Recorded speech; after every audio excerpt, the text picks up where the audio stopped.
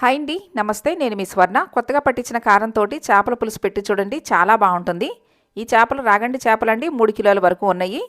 ఇప్పుడు స్టవ్ మీద ఒక ప్యాన్ పెట్టి ఆయిల్ పోసుకోవాలి. ఆయిల్ హీట్ అయిన తర్వాత ఉల్లిపాయలు వేసుకోవాలండి.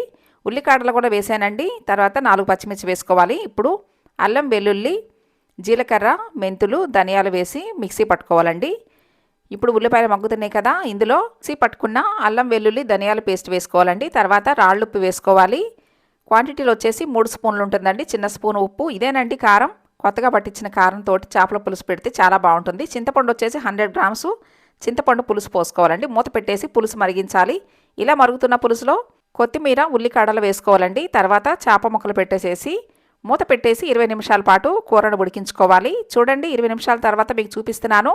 ఇప్పుడు లాస్ట్లో కొంచెం కొత్తిమీర, స్ప్రింగ్ ఆనియన్స్ వేసేసుకోవటమే. మీకు కూడా నచ్చినట్లయితే ఈ వీడియోని లైక్ చేయండి, షేర్ చేయండి, నా ఛానల్ని సబ్స్క్రైబ్ చేసుకోండి. Thanks for